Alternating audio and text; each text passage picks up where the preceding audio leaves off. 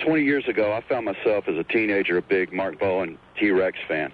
Yeah. 20 years later, I'm listening to Soundgarden, and then boom, I buy the disc, and you guys have put a Soundgarden and a T-Rex song together. Whose idea was that, and how did it come about? Well, that was mine. Yeah, because I got a phone call. I played it for you. In the middle of the night over the phone. The song was already recorded, and Axl was saying the Soundgarden thing. Because the riff was very similar, if not the same, and I just thought it added something to it, and plus, we really like the Soundgarden guys, and that particular song is, I think, a song that I just considered a cult classic, whether it is or not, and it fit together with the T-Rex thing, and when we put the album together, Slash was a big fan of that particular T-Rex song, and I remembered that, and I asked if he wanted to put that on here as one more song, because I thought that would balance things out, and get something else out of our closet that was waiting to be recorded. So I had to sing it, right? Yeah, you had to sing it. Yeah, that was the, you two guys sang together on that. But the combination of it, of the two songs and all that was, the song was more or less done, and then Axl sang just real naturally over the end of it and put the Soundgarden vocals on there. It's a real sexy song, and then the end gets kind of aggressive, and so an aggressive, sexy song on top of that. Aggressive would be an understatement. It pretty much cuts to the chase. It just cuts right to the chase. Absolutely. All right, we're going to go to Oklahoma City, Oklahoma. Rock 100.5, The Cat is the station. William, you're on with Axl Slash on Rockline. What's your question? Hey, guys. How you doing? Good. Doing all right. Hi from Amy. I got to make this quick. Amy. How did you do the song? How did you come about to do the song, Since I Don't Have You? I really like that one. That's a good one. That song, for some reason, the song just fit things at the time, and we had some time, so we went in and did it without having any clue of really what it was going to sound like musically, because it's a completely different string arrangement and everything in the original, and we went in and just had fun with it. Originally done by a group called the Skyliners out of Pittsburgh, Pennsylvania, 1958.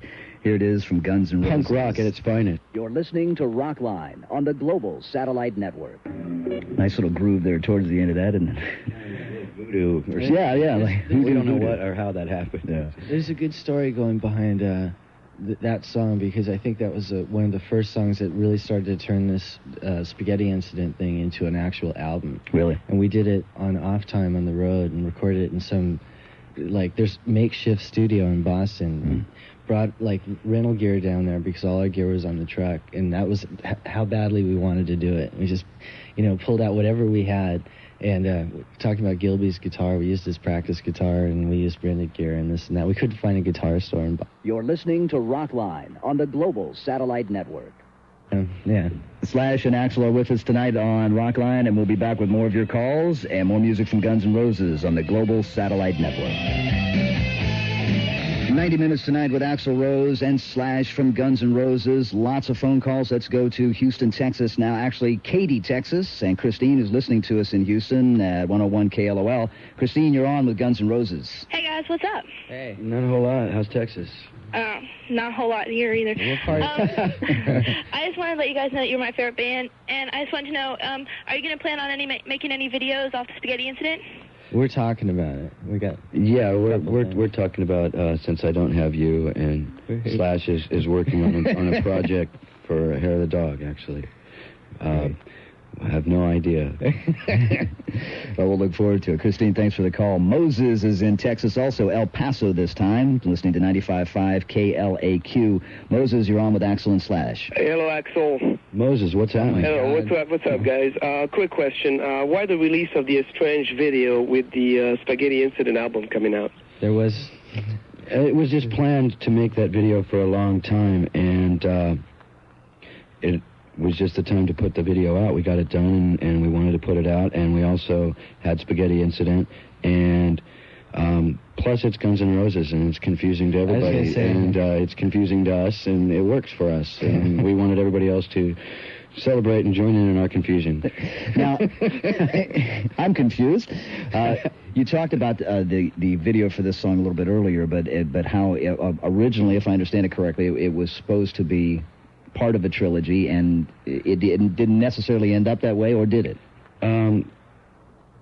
my friend Del James wrote a short story called Without You that was influenced by me and my ex-wife, and in some ways, and then I ended up writing a song that fit that story, which was Estranged. And so that was about, 4 or 5 years ago, and that the story started. Then a couple years later, the song came about, and then we started working on this project. And then in the middle of the project, or 2/3 way into the project, real life kind of changed all the plans, and we had to make something else and figure out how to rise above. As an artist, I had to figure out how to rise above my own creation that meant a lot to me, that I was kind of stopped dead in my tracks and had to figure out how to make something else and like write a whole new thing on top of something that I'd been living to make that I liked even more. And it was a really hard challenge, and myself and the director Andy Morahan was involved in this whole thing all along, and so was Del James and the band, and for all of us, it was a really hard challenge to rise above. Plus, we spent $2.5 million, and we had to put it out. Had to do something. From Use Your Illusion to Estranged. That's Estranged from Guns N' Roses from the Use Your Illusion 2 album. We're going to try to get to some more of your calls here before we say goodnight for Axl and Slash coming up on the Global Satellite Network. Back live all over the United States and Canada with Axl Rose and Slash from Guns N' Roses. Got time for one more call. We're going to head back down to Raleigh, North Carolina, to WRDU 106 in Raleigh. We have Arlene, or is it Earlene, listening to us in Graham, North Carolina. You're on with Axl and Slash. Yeah, good evening, Axl and Slash. Good evening. Hi. And the name is Earlene. Earlene, thank you. Earlene in Raleigh. Yeah. Okay, my question Hi, Jennifer. is, if you can change one myth or any of the myths the public may have of Guns N' Roses, what would it be? There's too many, really, when it comes down Change to it. one myth. Wow, something the public perceives of you and the band that is not true. I don't know. When Use Your Illusions came out, I actually read a review that said we should have titled the albums Our Hitler, meaning me, or something. And I would like to change the myth that we want to control the media and control people. It's not, there's some people that believe that or something. It's like, I don't want to control the media. I just want things to be accurate. That's the only control that we want, is that it's accurate, and the things that we say and do are there as we say and do them, not changed around or taken out of context or distorted. Yeah. And a lot of times we don't get an opportunity or a chance to rectify things without having to go a whole lot of trouble that opens up a whole new can of worms. Right. Yeah, the main thing about what I've been seeing since we've been off the road is the simple fact that the media is the one that's really bass-ackwards and very twisted. And I think it's actually sicker what they do than anything that they even try to make us out to be. Yeah. And it's a drag, because when it comes down to it, we've been together for a long time, and I know us as people, and it's like, be taking that seriously for one, and then come from a completely wrong direction. It's just, it's a drag, and you don't have any control over it. So after a while, you have to take a sort of a We've been working on a book since we started as Guns N' Roses with Del James. We've been doing interviews for this book for a very, very long time to try to get an accurate picture with all of our own personal mistakes and our own personal nightmares, and actually it's very exposing but we want to show like an accurate picture of who we are and where we've been. It's not necessarily favorable in some places. It's like there's a lot of times I said that, what an idiot, I can't believe I said that, but we're going to put it all out. Right. Well, hopefully, and also to have you in a venue like this is hopefully an opportunity to sort of set the record straight. A venue? A venue. This is what, third time Rockline, or is this 4? I think this will be number 4 altogether. 4. Wow. So everybody's up at my house right now, so I have to say hi. I'm late. I want to thank everybody for listening and for calling tonight, and remember to join us next Monday night as we continue to give you the chance to interview the biggest names in rock and roll directly from your living room or bedroom, as the case may be. But next Monday, you'll have a chance to meet newcomers Big Head Todd and the Monsters, plus Cracker. Also coming up in the next few weeks, a return visit from one of the major success stories of '93, Stone Temple Pilots. Yeah. We'll also be hitting the road to visit Rush directly from our Rockline studios in Austin, Texas. And coming up also, Rockline shows featuring Alice in Chains, Scorpions, and many, many more.